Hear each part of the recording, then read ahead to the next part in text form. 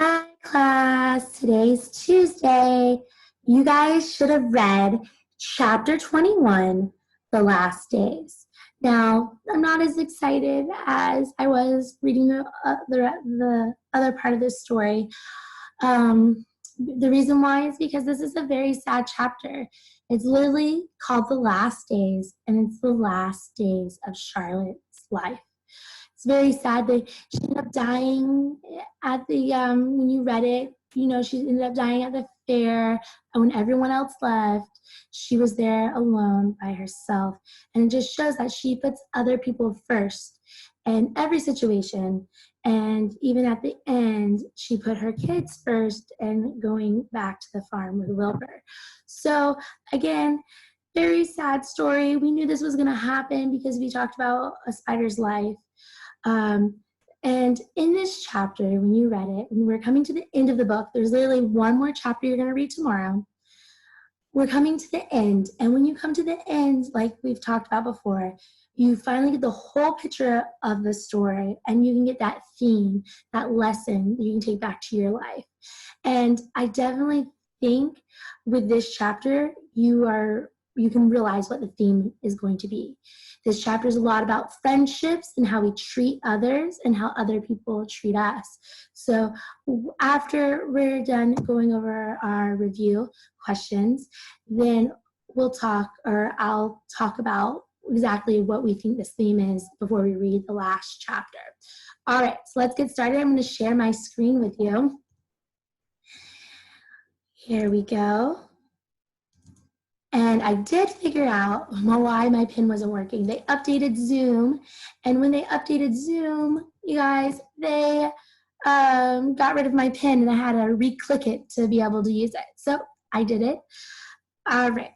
So with this, we are now drawing conclusions. So they gave you the first part of what happened, and then they gave you the second part, and then you have to give them the second part.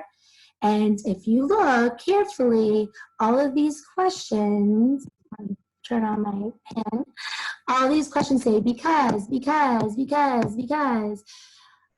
Guess what? That is a single word that we've learned in class, and we've actually done online. And because it's a signal word that shows a cause and effect relationship. This happened because of this. So the cause and effect. So you are going to give us the effect. They're going to tell us why something happened, and you're going to tell us what happened. So we're practicing in this comprehension section. It says drawing conclusions, but it's practicing the cause and effect. All right, here we go. Charlotte told Wilbur he would live a long life. Now, when you're reading this on page 163 to 164, you found this answer. Charlotte literally says, because Wilbur is means such a great deal to the Zuckermans that there's no way the Zuckermans are going to eat him for Christmas dinner. So there you go. I think we've also solved the end of our story. We still have chapter 1 just to double check, but that's why Charlotte says, nope, there's no way, because he means so much. So I'm going to put down, Charlotte told Wilbur he would live a long life, for he means a great deal to Mr.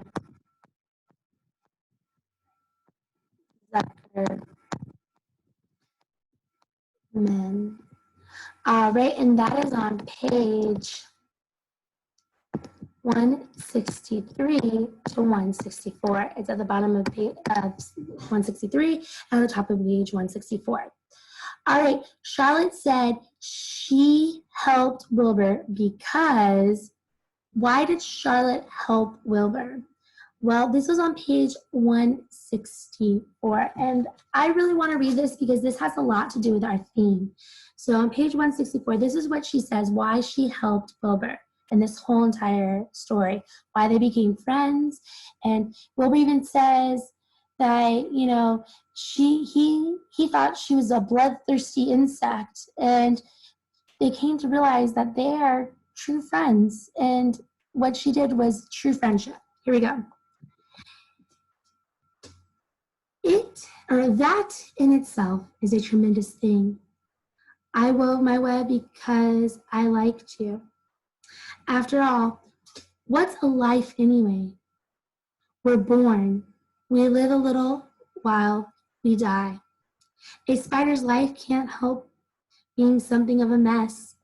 With all this trapping and eating flies, and that's where Wilbur thought, you know, she traps, she eats flies, she was bloodthirsty and cruel, but that was how she had to get food. And he learned that. By helping you, perhaps, I was trying to lift up my life a trifle. Heaven knows anyone's life can stand a little of that. So she was saying that she was not only doing it because she needed to do something for him, and she was his friend, and he needed help, but also to make her feel good. And that's sort of like filling your bucket. We've talked about that before in class, beginning of the year, how when you do something nice for someone else, it makes you feel good about yourself inside too. And so, again, she was just being a good friend because he needed help, and it also made her feel good to help him. So Charlotte said she helped Wilbur because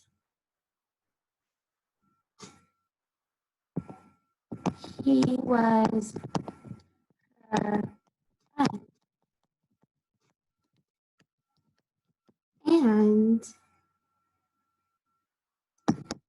it made her feel good too. All right. And especially if you remember, Charlotte was the only friend of Wilbur at the very beginning of the story. All the other animals didn't like him or didn't want to deal with him because he was going to be gone. And like all the other pigs, they come, they get butchered, and then they're eaten, and they never stay around. So that's why none of the other animals didn't want to help, but Charlotte did. And then all the other animals started to like Wilbur and wanted him to be saved too. Number 3, Charlotte would not be going back to the barn because, well, she only had 2 days to live, and we know that because she was going to die in 2 days. And that is on page 165. All right. Wilbur could not reach the egg sac because, well, the egg sac's up high. Can a pig climb? No, a pig cannot climb. I've never seen a pig climb, and I've never seen a pig fly either. So, you know, there you go. Because he could not. So that cause and effect. Because he could not fly, he could not reach the egg sac. All right, let's go ahead and clear this off, and let's go down to the next one. 5, 6, and 7. Here we go. Wilbur would not help not Wilbur, excuse me. Templeton would not help at first because, well, Templeton would not help at first. Why would Templeton not help at first? So you're going to ask yourself that why question, that cause. So we know the effect, Templeton would not help. So as you can see, the effect is actually first in this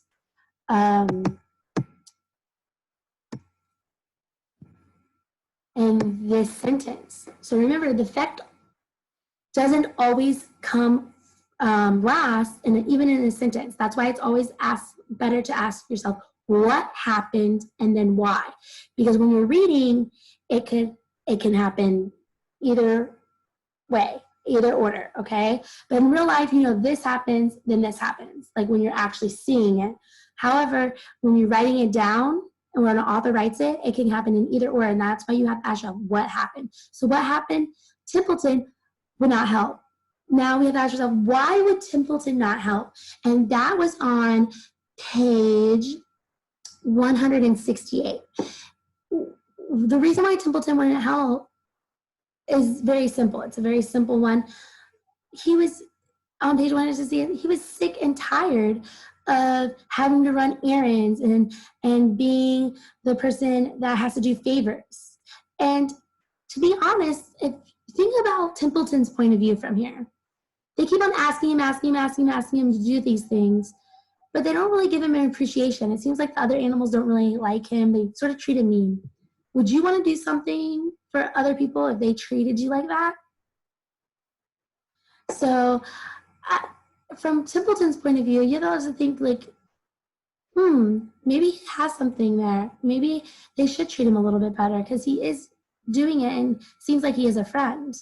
So not just a thought, a word for thought. So Templeton would not help at first because he was sick of running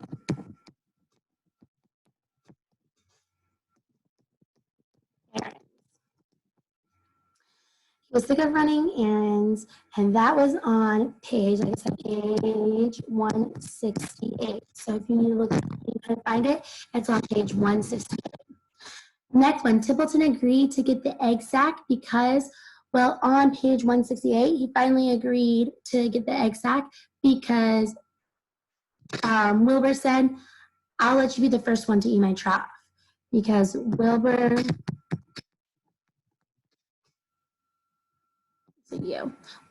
told him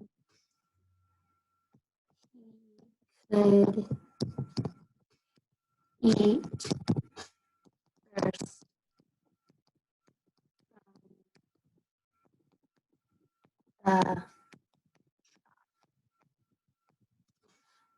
And that is on page 168. Oops, that looks a little blurry. 168. There you go. So if you couldn't find that, go back and read page 168. Wilbur knew the sack was safe in his mouth because, well, it was really funny when I was reading this. I actually thought of why Wilbur, like how Wilbur knew that before I even read in the story. Wilbur knew that it was waterproof, so he knew the sack was safe in his mouth because it was strong. Because remember, Charlotte told him that it was strong and waterproof. And then he said it again, and this was on page 170. All right, you guys. So now let's go to the next section. I'm going to clear this off. I really thought this was a great chapter, just to let you guys know. And while we're going to the next section, there was just a lot of important information, and it showed the characteristics of Wilbur, Charlotte, and Templeton, and who they are and how they want to be treated. All right, so this is something we've done in class, plurals. So with plurals, you guys and girls, it's not as easy as just adding S to the end of a word. We know that. We're way past that in this grade. All right, we have to know all the ways to spell a word, all those tricks, okay? So this shouldn't be something you are not familiar with. For instance, the first one, fly. You know, you can't just add an S to the end of fly to make flies. All right, to spell flies, we always said if there's a Y at the end of a word and you're adding another ending to it, if you're adding another ending, you have to change the Y to an I. So you drop that Y and you add an I. And in this case, you add an I-E-S for flies. So let me turn on my pen again, sorry about that. So we have lies. All right, then we have a ceremony. Ceremony, to make two ceremonies, to make it more than one, because that's plural, more than one, you don't just add an S. That has a Y at the end, so since there's a Y at the end, you drop the Y and add an I. All right, so ceremony. All right, crates. To make crate more than one, this one is a simple one, you just add an S. This is going to be the only, oops, that looks like an E. I think this is going to be the only one that you just add an S to. All right. Now, goose. When we have more than one goose, because there is now more than one goose on the farm, this is called an irregular plural, okay? You can't just drop a Y, add an I, and add ES. You can't just add an S. You can't just add an ES. This is called irregular. You have to change the word itself. So goose becomes geese. You change the OO to an EE. Same way with tooth becomes teeth. You change the OO to an EE.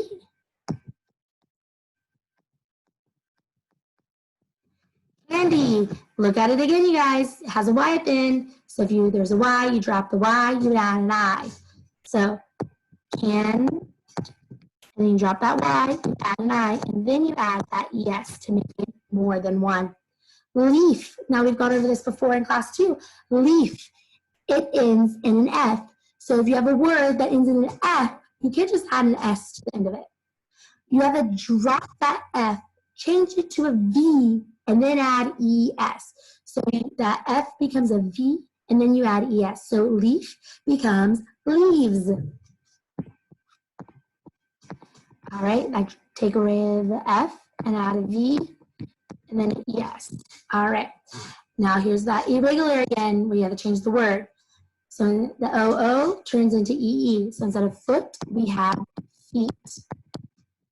All right, you guys. So this one was, these are all reviewed from class. We've done this before in class. You should have known that these, okay? Maybe one or two you had a little trouble with, but hopefully you remember those rules that we just went over. Now let's go down to the next page. Now this is simple. You just had to go back into the chapter and look for words that, or which sounds you had to add to the beginning of a word. Those diagraphs, they call them. They're two letters that make one sound to make a word that was in our chapter. All these words are in our chapter. All right, so there's one that was really tricky. I'm gonna turn on my pen again. Here we go. And so this first one was thought. You just add the TH. Then we have hatch. That was in our chapter. So if you were tricked up on one, all you had to do is go back to the chapter and look for words that either start with those letters or end with the letters to figure out which one it was. All right, we have the next word, approaching, which is another CH. This is the one that tricked me up, and I actually had to go back into the chapter and look for this one. And this is called Monkeyshine. Monkeyshine. And when I read this, let me read it to you. It was on page, let's see, Monkeyshine, oh, right here. It says, "What kind of monkey shine is this?" he growled. That was Simpleton asking. So basically, it's like, what kind of monkey, like when you're monkeying around, so that's more of a term you probably know. This is more of like a idiom where they're saying something and he doesn't really mean it, or he means something else. And so monkey shine is more like, what is this? Like, this is crazy. What's going on? Like, that's what he was meaning. All right, the next word is whiskers.